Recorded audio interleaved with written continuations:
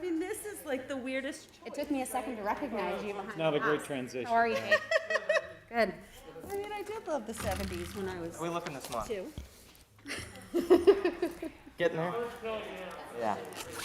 Is it July yet? I was down in Hamilton's chambers for the first time. Oh, okay. They're fucking elevated. It's almost like they're judges. They're really high. I mean, not that I'm jealous, Not that I want to but they're pretty tight. We got a lot more room. this way, which is good during this COVID time. Do I have 2 of these? Just in case.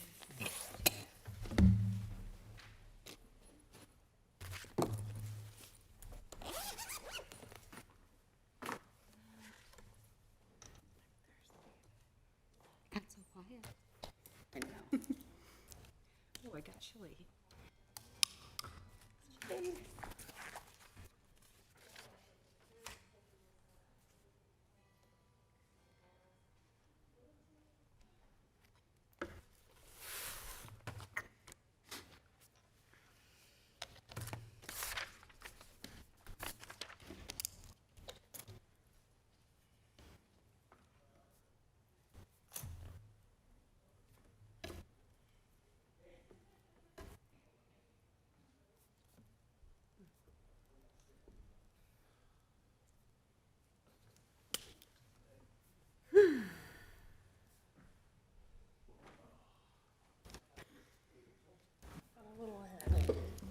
Oh, sorry. No, you're fine. I was just emailing you my comments already. Thank you. So I don't forget. I'm trying to be proactive. Hey, Amy. I'm not gonna drink that. Do you want that back? He touched it, so touched you the might top want of it. to I didn't open disinfect it first before you hand it to somebody else. Thanks. Thank you. Amy, you have one council card or comment card. He didn't know he had to fill one out. I told him to.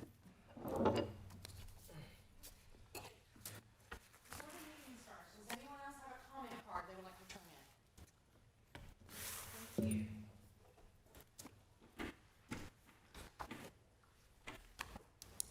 Oh, you got one. I believe behind there's you, one Amy. more. Behind you. Thank you.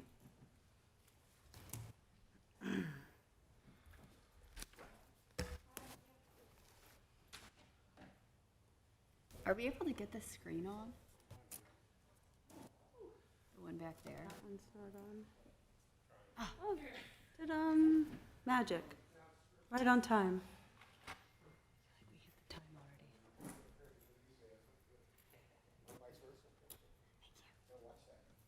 Is the 15 seconds gonna go away? Like a really long 15 seconds. It's wonky. We're ready. Okay. I'd like to call to order the Middletown City Council meeting for 16 June 2020. We started with a work session at 4:30, so we're moving to the actual City Council meeting. So if we could start this with a moment of meditation, followed by the Pledge of Allegiance.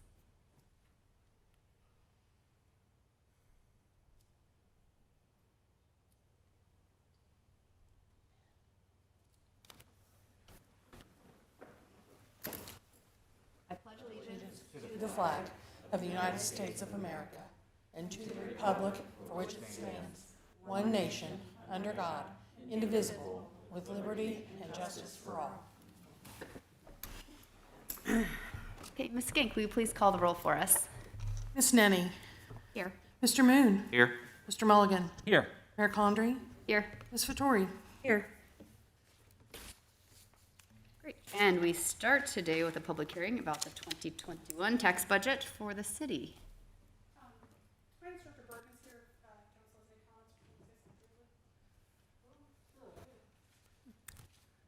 Hi, Jake. It's okay that I take this off for a Yes, few. that's acceptable. Good evening, council.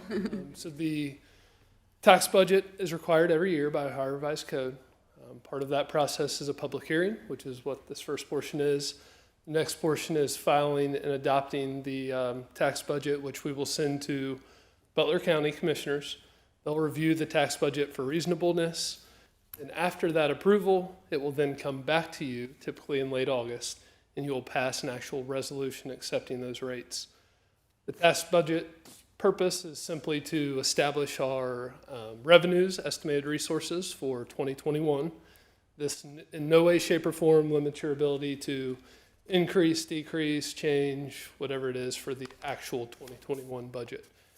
This just justifies our need for the property tax revenue and then sets basically our appropriation limit, so we won't be able to exceed whatever's in the tax budget. But beyond that, we wouldn't anyways, because we keep a 15% general fund reserve, so that's never in play. Our millage is 6.9 still, and that includes the 1 mil for the senior services levy. I'm happy to answer any questions any of you may have. Okay, Received great. some great information from you in our packet, so thank you. Okay, great, Appreciate it. thanks. No problem. Thanks, Jake. Okay, citizen comments are next. Oh, yes. Did I? Oh, okay, for the public, thank you. Do we have anyone here who would like to speak in favor of this public hearing topic for the tax budget for 2021? Okay, do we have anyone who would like to speak in opposition? Okay, with that, we'll close the public hearing then for the 2021 tax budget. Are we good on that one? Okay, thank you. Okay, we have 3 citizen comment cards this evening. We'll read them or have you come up in the order that they were received. First is Mary Beth Lodge. Might be Mary Beth. I think it's Mary Beth. Can you state your name and address for the record? Certainly. My name is Mary Beth Lodge, 2113 Logan Avenue in Middletown. And just as a reminder of our council rules, we have 3 minutes per person. Yes, and my timer is running. Thank you. Okay, great. Thanks, Mary Beth. I am not a skydiver. I am not a pilot. I have never met the owner of Start Skydiving, nor the director of the airport. And yet, I am distressed about this issue. And I feel the need to just come and share what I see. I am a business owner. I own 2 businesses, neither of which are in this city, and there are reasons for that. But I'm good at looking at patterns, and I'm good at observations. And as I have watched this unfold, the pattern that I saw was that, for the most part, everyone who spoke about the issue from the skydiving perspective spoke about safety. Not all, but almost everyone. And it strikes me that if you have that many people coming from a variety of different places speaking of safety, there must be something to it. Now, Ms. Cohen she was the lightning rod.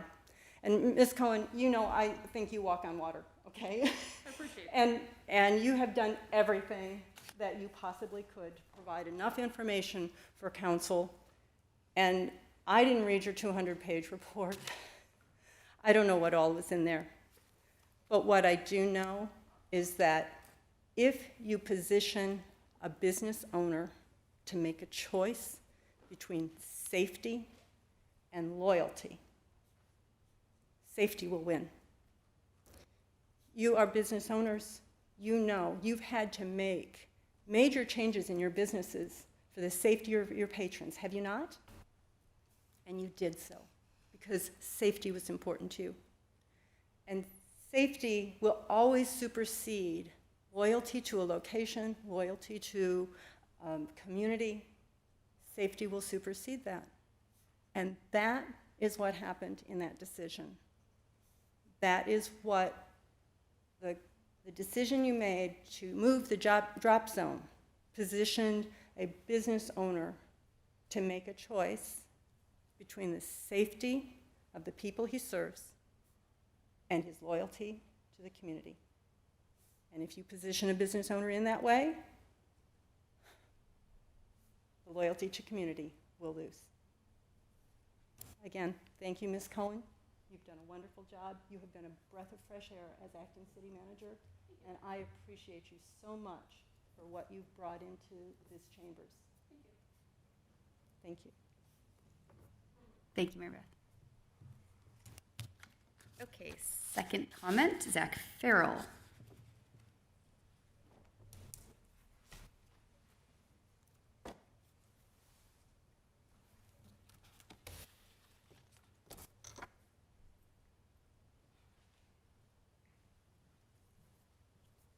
Can you state your name and address for the record?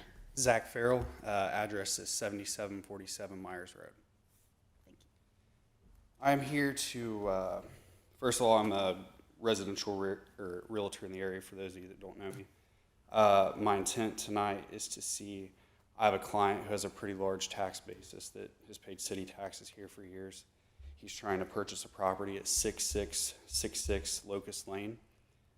His idea of what he wants to do is put a detached garage on the property, which I have pictures of. It's not going to be a cheap garage. It's going to be a 40 by 30 garage, 1,200 square foot. He had zoning come out to his property this week, and what they said was that he cannot put it on the property unless it is behind the house. The issue is with the drop off behind the house, there'd essentially be no way to put the garage he's trying to do. His thing is, if he doesn't buy this house, he's going to buy outside of Middletown. We want to try to keep him here. At the same time, I already have his house sold to a person that's probably not going to buy in Middletown unless he can buy their house. It's a family friend. It's one of those transactions. So long story short, what I'm hoping to do is I've gathered 4 other addresses in the neighborhood that all have garages that are not built behind the home but next to the home. Actually, one that starts in front of the home, which it's not, one person, has this done, so we can get that exception. But what we're trying to do is just be fair and keep these people here. So I wanted to approach City Council. The next zoning meeting, which is where he would be able to apply for this, would be July 10th. Wanted to see if it'd be possible, we could possibly move that up or just get a short Zoom call, because we're working on a limited number of time here, and we just want to be able to figure this out if this can happen or not, and try to keep these people in Middletown and try to get them the property they want to buy. Just kind of to the same rule that everybody else back there has done. Mr. Farrell, this is kind of not really set up for a dialogue like that, but as a city manager, I manage the day-to-day operations of the city. This is the first I've heard of this. If you want to write your name and phone number on this paper, I'll give you a call tomorrow, and we'll see if we can try and get some information and see what I can get worked out for you. Does that sound okay? Yeah, that's great. We appreciate you trying to keep residents in Middletown, so thank you for bringing that to our attention.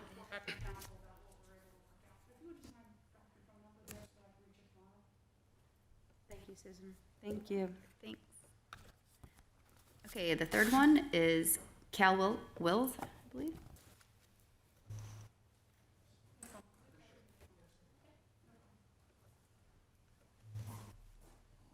Good evening. I have some questions regarding the Citizens Advisory Board. Can you state your name and address for the record? Al Wills. My address is 3304 Barber Drive here in Middletown, Ohio. Thank you. I've been kind of asking some questions for some years now about the Citizens Advisory Board, and it appears it's almost like the Illuminati or something, because nobody has a direct answer for me as far as how to become a member for that, or how to be considered as that. Last week I sent an email to the Middletown website.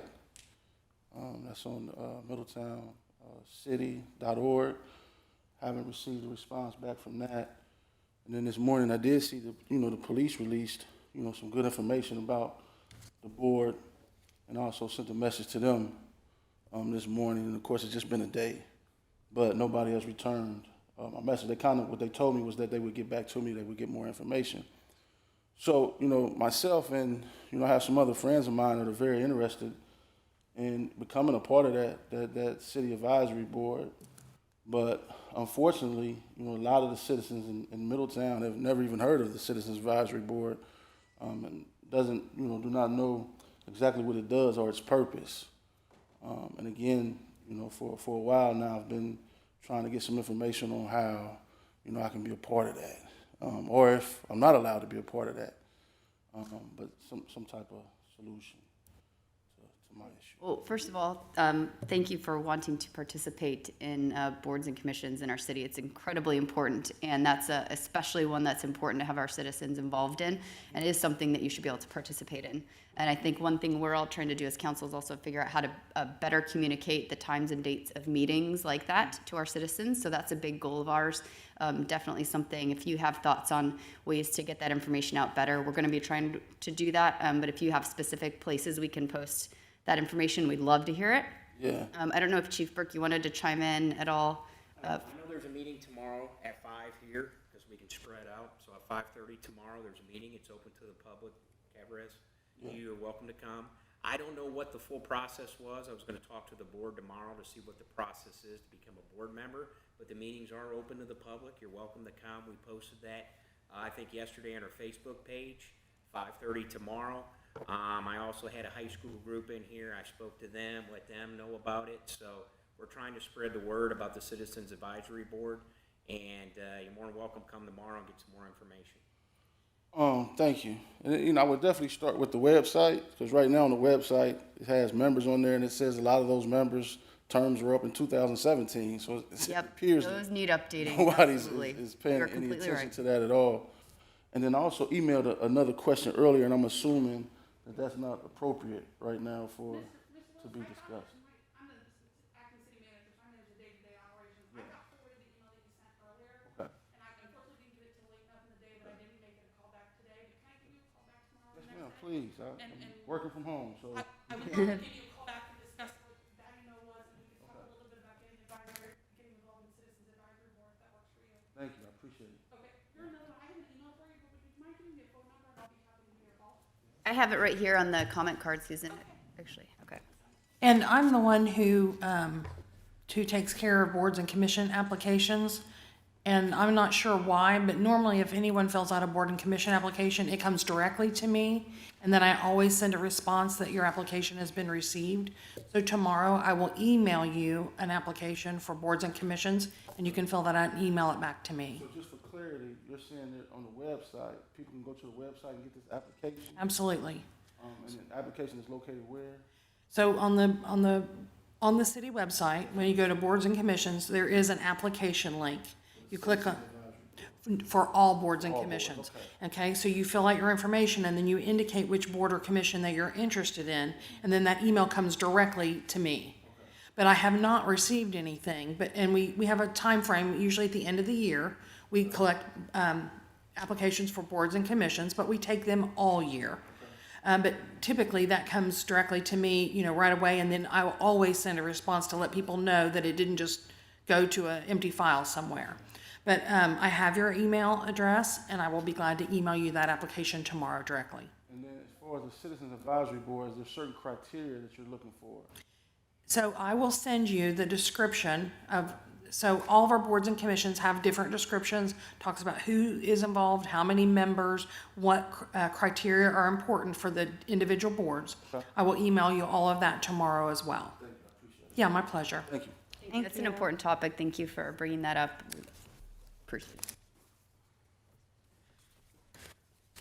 Okay, following citizen comments, we have council comments. Let's start from the right this time. Ms. Nenny, would you like to address the city? Thank you, Madam Mayor. First, I would like to thank Chief Burke and his officers for their protection of and participation in the peaceful protests happening in our downtown over the past few weeks. Their engagement with the community, youth coalition, and Citizens Advisory Board meetings will have a meaningful impact on Middletown and its future. I look forward to standing with MPD and the NAACP at the Middletown United For Change March on Saturday, June the 20th. We will be meeting at 10 a.m. at the downtown bus depot and walking to the city building for an organized program, and I invite you all to join us. Secondly, I would like to thank Susan and staff for their attention to the sample legislation that Amy proposed at our last meeting. They drafted a piece of legislation for us today that demonstrates Middletown's commitment to creating a more inclusive community for all of our citizens. I would like to also thank Jackie Phillips for her continued response to the COVID-19 pandemic. From a small business standpoint, I appreciate the regular emails and communication from her department with best practices and state level updates. We also appreciate the work of economic development and DMI to provide picnic tables and activities for our citizens to enjoy in our downtown. I've seen so many families enjoying our zoo, and I can't wait to see what they come up with next. Finally, to Jake and also to Scott from our respective finance and public works departments, thank you for keeping the wheels turning through difficult economic times and budget cuts. We will come out of this eventually, and their frugality and creativity will certainly help us keep the momentum. I truly feel that our staff here believes in a brighter future for Middletown, and I can't wait to welcome Mr. Palahniuk to the team in July. Thank you. Mr. Moon. Well said. I actually have no comments tonight, Your Honor. Mr. Mulligan. Thank you, Your Honor. No comments. Ms. Vittori. I would just like to thank the staff also for taking the legislation that I proposed in our last meeting, even though I could barely speak, and I apologize again for my emotional state, and turning it into something that I'm really happy to pass tonight as a resolution and be able to present at the walk on Saturday. So thank you for that, and I thank my fellow councilmen who supported it. And then I guess that will be my final comment. Thank you. Okay, that leaves me. Just a couple things. I want to thank all the citizens and community partners who've reached out and had meaningful dialogue in the last few weeks about diversity and inclusion. And Miami University had a great panel that I was honored to participate in. It was really, really helpful about the topic. So grateful to everybody who's reached out. And I look forward to participating also in the United for Change and to continued communications and listening to everyone in our city and making sure that we are committed to, of course, equal treatment to all, as is stated in our Constitution. So, and I was going to mention Jim as well, but Ms. Ninney did, so look forward to him. I also hear he's been actively in contact with a lot of our city partners already, which is really good news, so thank you for everyone who's engaged with him, and we look forward to his arrival. The 15th of July, is that? 13th. Okay, great. Okay, let's see, now city manager reports. Susan. Nothing like trying to work a laptop with and then a mouse for a different computer. I wanted to talk a little bit tonight about our side lot program. We have had for years a program by which if the city owns certain lots, that we would allow adjacent homeowners or nonprofits to apply to own those lots. We would traditionally charge a nominal fee of $500. That is mostly to recap the legal fees that goes into the transfer of the property. We put that program on hold in 2018 as we were working on the housing plan. We didn't want our lots that would then eventually be in contradiction of the housing plan. I would like to open that program back up again. Now that we have the housing plan moving forward, we know where we're going with Oakland. I think we can do so in a responsible manner. So I would like to open that program up July 1st. I think this will help the city to cut our maintenance costs because we're maintaining these properties, and also allow some homeowners to improve their homes. Of course, now this isn't going to go. I'd like to propose a few new rules. And a lot of these are similar with just a few updates from what we did previously. Disposition must be to an adjacent property owner or a nonprofit agency. By and large, these lots are not large enough to be built on, so it is not that we can sell them to a new homeowner that can then go in and build a new home. They are largely on smaller lots that it would make the most amount of sense to give to an adjacent owner so that they can improve their home. We ask that the requester getting the property have no delinquent fees or taxes owed to the city. They have no outstanding civil penalties or property maintenance violations, so that we're able to say that property is going to be maintained in a responsible fashion moving forward. They must have a proposed use that is consistent with our building and zoning regulations. Again, we don't want to get into a situation where someone applies for the lot with the intent they can build on it and then get a lot that they later find out they can't build on because it doesn't work with our regulations. We also don't want someone to acquire a lot and then use it in a way that creates a zoning problem. So this is not going to be For example, RV parking, if that's not allowed in your neighborhood. It's not going to be parking on the grass if that's not allowed in your neighborhood. And you have to have a proposed use that works within our building and zoning regulations. The transfer must be consistent with the housing plan as adopted by City Council. If we have certain properties that we believe strategically we want to hold on to, we are not going to be required to transfer those. And that'll be up to staff to determine. Price for the lots will be the hire of $500 or the cost incurred by the city but not reimbursed to maintain the property for the prior 2-year period. I had some conversations with council members as we were discussing this about being able to recoup a cost that is reasonable compared to what we've spent on that property. I will tell you, by and large, these properties are going to be things that we received on grants or that we received through donations. So it is typically going to be a $500 sale price. But there are some instances where we've been maintaining properties that we may have had assessments that weren't relieved, and we'd like a chance to be able to recoup those assessments if we can. So it would just set the price at either a baseline of $500 or what those demonstratable costs are for the last 2 years. Also, a few points of clarification, and parcel will be available on a first come, first served basis to citizens. Some citizens currently have letters of interest on file, so we would take those as first priority in the order they were received. They have to meet the requirements. They would have the first right of refusal if they put in a letter of interest in 2 years ago and no longer have interest in the property. Obviously, we're not holding them to that. If there are 2 adjacent property owners, we could choose to split the property or we could choose to give it to the first in time, up to the city's discretion, trying to work with the homeowners. And again, just going over the price again, because that is slightly different than what we had before. Again, with council's okay, I'd like to go ahead and open that up July 1st, but I'm open to, of course, any comments or questions, thoughts, changes you would like to see. I guess my question is, if it is the latter option, not the 500, what are those costs typically? If they are, it's the higher of, so obviously that's going to be more than the $500. What are those typical costs on those? So if we pay to mow a lot, there's a set price for that lot. And so we would easily be able to go into a homeowner and say, we've mowed the lot. We have a listing of exactly how many times we've mowed it.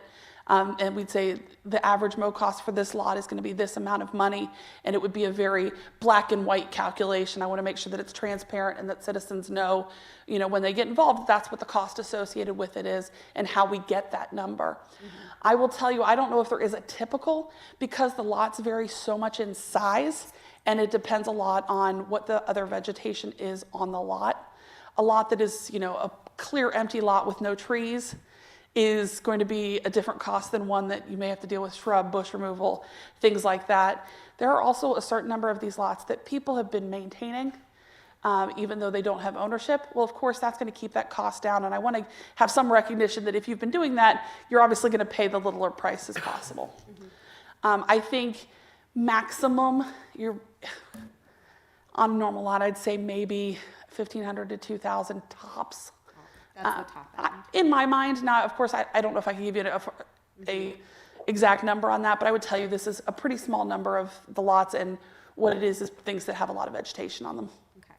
And then if you're choosing to satisfy 2 adjacent property owners, that cost will be divided based on the amount of property that is being subdivided. Mm-hmm. Ms. Cohen, I think there's certainly lots where this would benefit the homeowner, and it makes sense to look at it again. But I want staff to be very careful when they're looking at this, because this housing policy was 2 years in the making, and it's not just Oakland, it's broader than that. So I want to make sure that the properties that we're going to look at selling for $500 or so that those truly are not of strategic interest to us. I agree, and that's why I have made it very specific in the application documents and what we're presenting, that it has to be workable with the housing plan as it's passed. Those will be at the discretion of the city. I would also point out that these properties still will come to council. So if you get one where you think, that's not a good idea and not what I intended when I passed the housing plan, it gives you a chance to say, wait a minute, hold up, we don't want to do that. So there is like extra catch in there for council.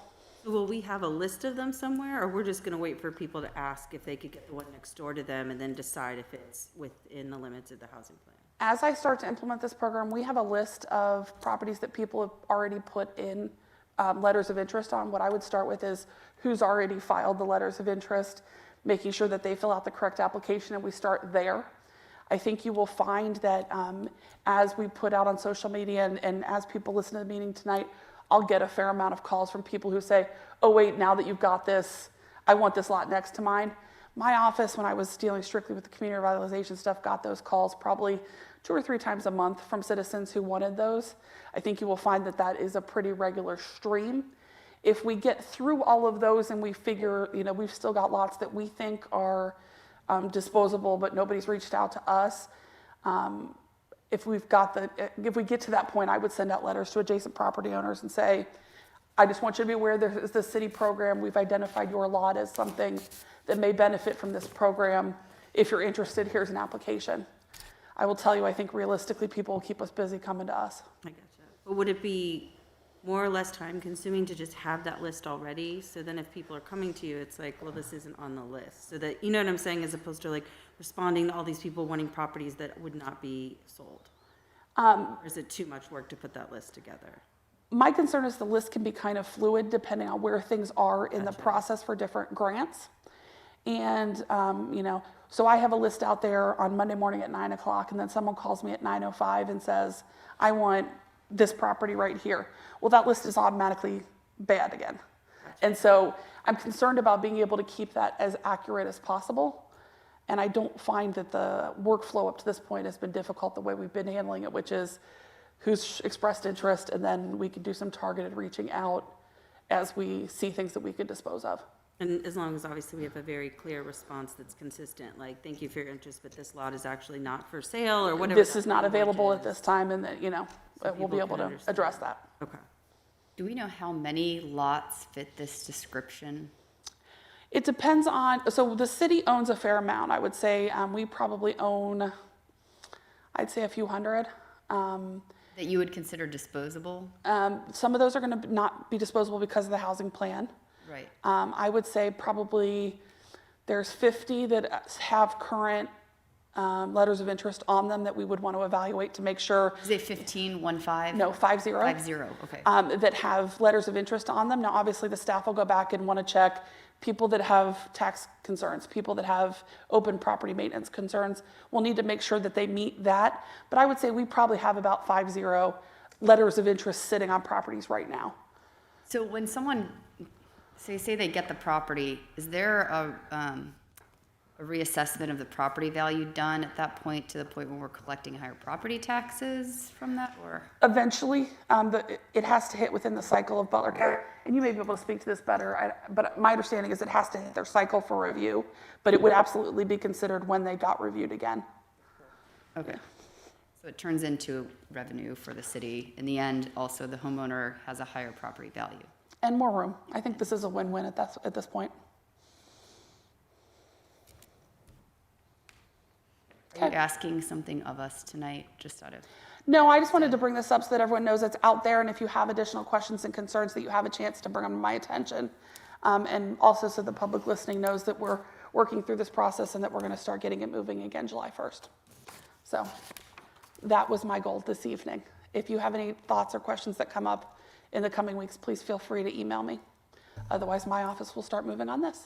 I have a completely tangential thought, which is, and I forgot to say thank you to Scott and you and the team with regard to Amanda and the flooding. I'm very appreciative that you all got over there and we're working on solutions. But I had, when I did my walkthrough over there, did notice there are some empty lots that I think we own. So just to maybe be mindful if those could be used for some of this drainage work that we're thinking about.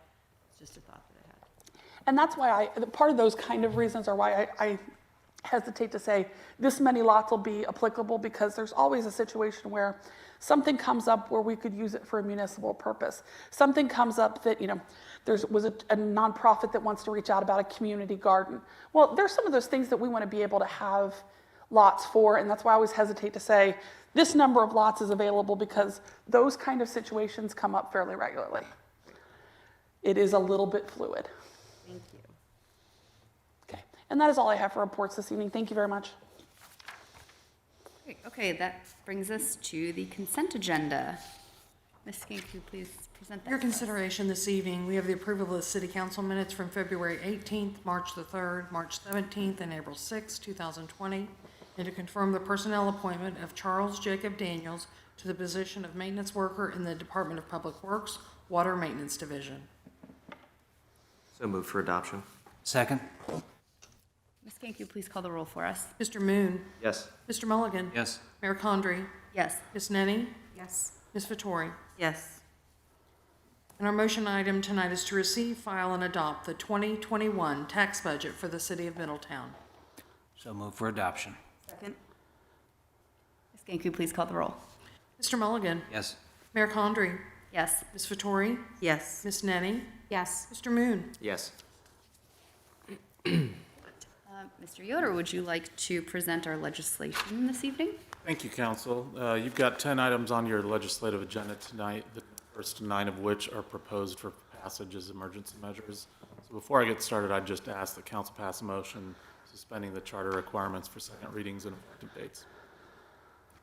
I move that the charter provision requiring 2 separate readings be waived and that resolutions R 2020-15, 16, 17, 18, 19, 20, 25, 26 be declared emergencies and read one time only. Second. Ms. Skink, could you please call the roll? Mayor Condrey, Yes. Ms. Vettori, Yes. Ms. Nenny, Yes. Mr. Moon, Yes. Mr. Mulligan. Yes. Great, thank you. The first item is resolution number R 2020-15, a resolution to make adjustments to appropriations for current expenses and other expenditures of the City of Middletown, counties of Butler and Warren, State of Ohio, for the period ending December 31st, 2020, and declaring an emergency. This deals with the transit fund. So move for adoption. Second? Do you have any comments? Gave a presentation on this last time. This allows us to allocate CARES Act funding for Middletown Transit System. Okay, Ms. Skink, could you please call the roll? Ms. Vettori, Yes. Ms. Nenny, Yes. Mr. Moon, Yes. Mr. Mulligan, Yes. Mayor Condrey. Yes. Thank you. Second item is resolution number R 2020-16, a resolution to make adjustments to appropriations for current expenses and other expenditures of the City of Middletown, counties of Butler and Warren, State of Ohio, for the period ending December 31st, 2020, and declaring an emergency. This deals with the general fund. So move for adoption. Second? Do you have any comments on this? We had previously approved replacement of the concrete floor in the police garage. I don't think it had been replaced in 30 or 40 years. It had been worn down significantly from the weight of the cars as well as ice and snow. When they went to do the repair, it found out that what they previously believed was 8 inches of concrete that needed to be removed. It was 10. So this is approving a change order to allow not to exceed $10,000 in extra cost to account for that extra concrete that they found. The next legislation actually will move some appropriations around to pay for that so that it is budget neutral as possible. Any other comments? Okay, Ms. Skink, could you please call the roll? Ms. Nenny, Yes. Mr. Moon, Yes. Mr. Mulligan, Yes. Mayor Condrey, Yes. Ms. Vettori. Yes. Thank you. The third item is resolution number R 2020-17, a resolution authorizing execution of the state-local agreement with the Ohio Emergency Management Agency for Public Assistance Grant Program FEMA-DR-4507-OH and designating the city manager as the city's authorized agent and declaring an emergency. So move for adoption. Second? Comments? As various state and federal legislation has come out as regards to the CARES Act and COVID-19 response funding, you'll see a few items of legislation that are required for us to be able to apply for those funding sources. There's some from the state, there is some from a county fund, and then there's one piece that sets up a separate fund that we'll need here in the city to be able to receive those funds and expend them. So this is simply allowing us to apply for the grant funding. I'm grateful to Jake and his department for getting into the weeds on all this stuff and keeping on top of it, because there's a lot of details. So to make sure we're able to get the right funds, I know it's taken a lot of work, so thank you. Absolutely. I also wanted to clarify on these, as we move towards Mr. Palahniuk's transition, we've been very careful in phrasing this legislation that is establishing the city manager as the contact. While I am the acting city manager, I will work on that, but it should seamlessly move over to Jim being the authorized representative when he takes office. I just want to make sure we're very clear on that, we're setting a generic, the city manager as the contact, so that he then has that authorization when he starts. Great. Any other comments? Okay, Ms. Ganku, please call the roll. Mr. Moon. Yes. Mr. Mulligan. Yes. Mayor Condrey. Yes. Ms. Nenny. Yes. Ms. Vettori. Yes. Fourth item is resolution number R 2020-18, a resolution authorizing a request for federal funding through the Coronavirus Aid, Relief, and Economic Security CARES Act as provided in Ohio House Bill 481 and declaring an emergency. So move for adoption. Second. Same idea, a separate pot of funding. Great. Any other comments? Ms. Ganku, please call the roll. Mr. Mulligan. Yes. Mayor Condrey. Yes. Ms. Vettori. Yes. Ms. Nenny. Yes. Mr. Moon. Yes. Fifth item is resolution number R 2020-19, a resolution to establish the local coronavirus relief fund and declaring an emergency. So move for adoption. Second?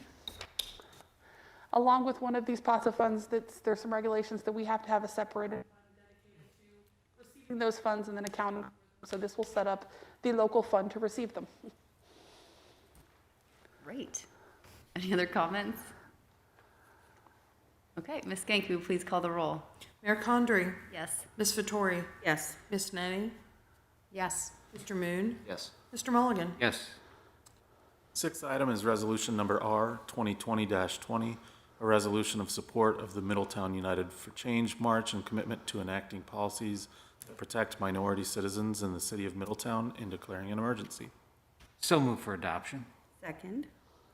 Any comments? I just want to thank everyone again for your support. I know that sometimes people think it's just lip service or it's just words on paper, but our Constitution is words on paper, so I'm just hoping that this is a lens with which we can think about all the policies that we enact for the city on behalf of the Black community. I just want to clarify, this is on behalf of minorities at large, correct? The actual legislation speaks to the Black community, though. If you read the So the whereas clauses discuss some of the information particular to the Black community, and then we're discussing the sections that expresses unconditional support for the minority citizens Right. of Middletown.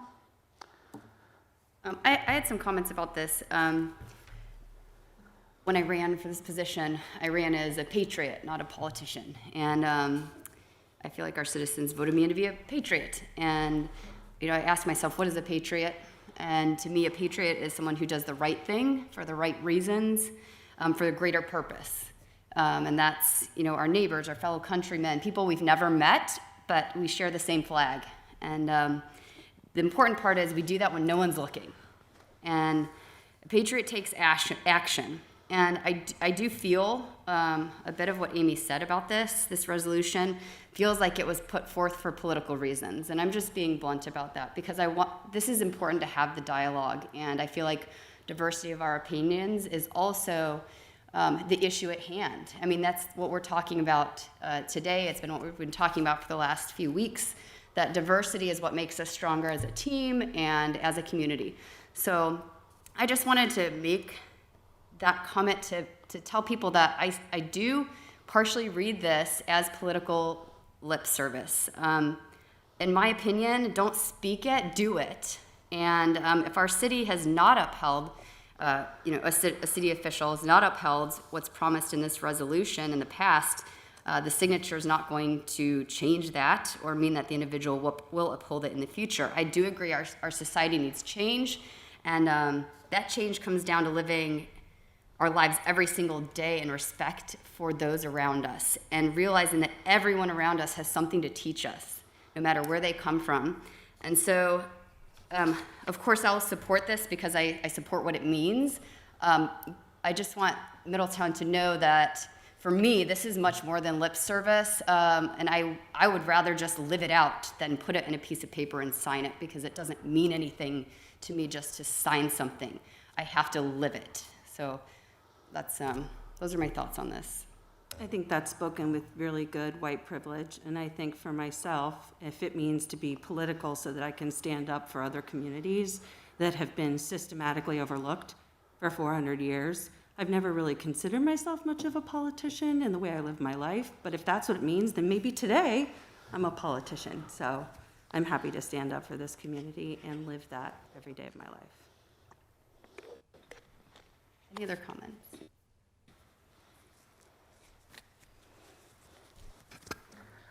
Okay, Ms. Skanku, please call the roll.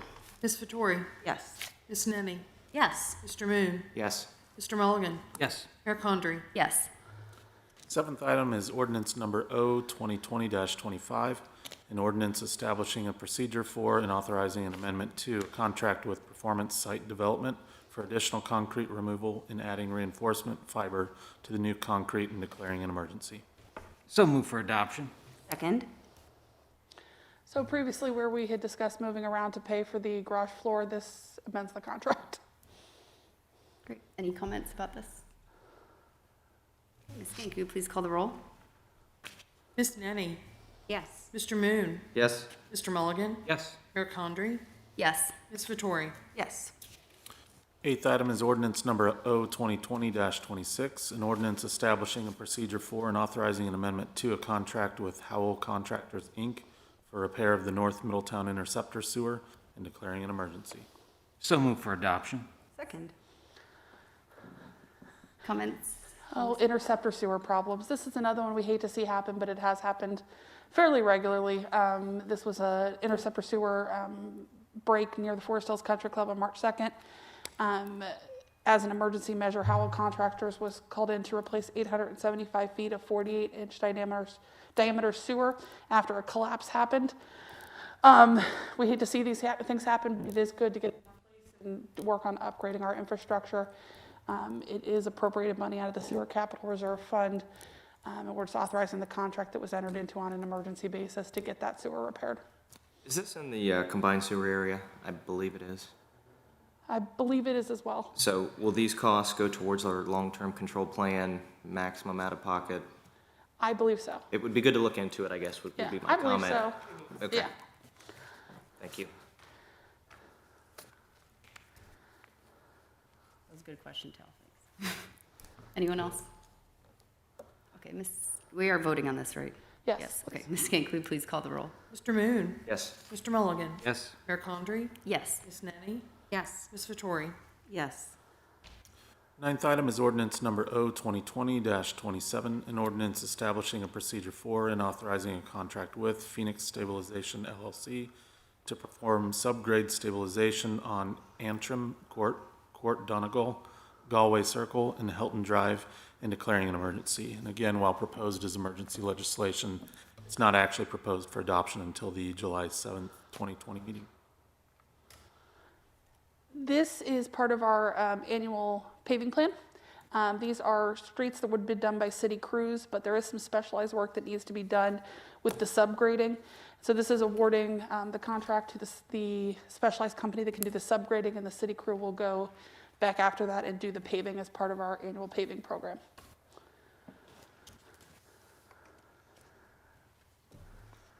Any comments? All right.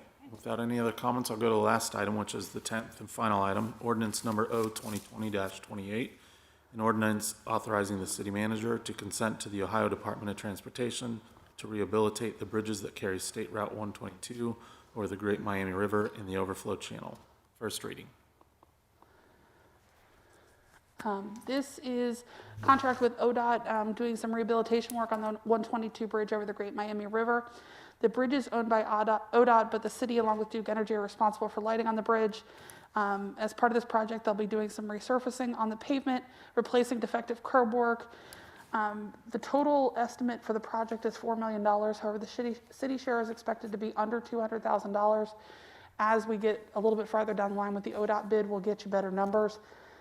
But this is the preliminary contract to start letting them do that work. Is it standard protocol now to replace lights with LEDs? Yes. Thank you. Other comments? Okay. Thank you. With that, we will be moving to executive session after we vote on that. So I'm going to read this reason behind why we're moving to executive session.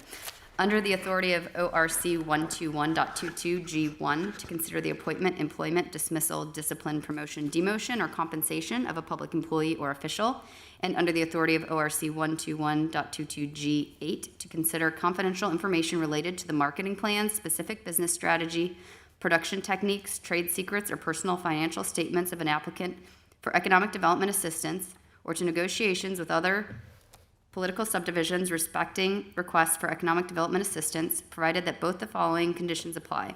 1, the information is directly related to a request for economic development assistance that is to be provided or administered under any provision of Chapter 715, 725, 1724, or 1728, or Sections 701.07, 3735.67 to 3735.70, 5709.40 to 5709.43, 5709.61 to 5709.69, 5709.73 to 5709.75, or 5709.77 to 5709.81 of the revised code, or that involves public infrastructure improvements or the extension of utility services that are directly related to an economic development project. 2, a unanimous quorum of the public body determines by a roll call vote that the executive session is necessary to protect the interests of the applicant or the possible investment or expenditure of public funds to be made in connection with the economic development project. So moved. Second. I have a quick question. How are we supposed to know if we believe that this particular topic falls into that, if we don't know what topic we're talking about in executive session? You're authorizing the executive session to talk about that topic. If you feel like during executive session that it is inappropriate, then you would stop the conversation. Okay, thank you. I just read that and thought, I don't know why we're going to executive session. Okay, thank you. If you feel uncomfortable during executive session, you should let us know and we'll stop that conversation. Very good, thank you. Okay. Ms. Skank, please call the roll. Mr. Mulligan. Yes. Mayor Condrey. Yes. Ms. Vettori. Yes. Ms. Nenny. Yes. Mr. Moon. Yes. Okay, so with that, we will adjourn the meeting following executive session to, let me look at the next date, July 7th. It will be here in City Council chambers at 5:30 p.m. And just remind, we have a session before that? Session at 4:30. Work session, oh, thank you. We have a work session we're going to do at 4:30 before that meeting on the 7th. So we'll be meeting in one of these 2 rooms. We'll put that information out. And also, I'd like to remind people the Citizens Advisory Board is meeting tomorrow evening at 5:30 p.m. here in council chambers. So if people want to participate in that, we'd love to have you out.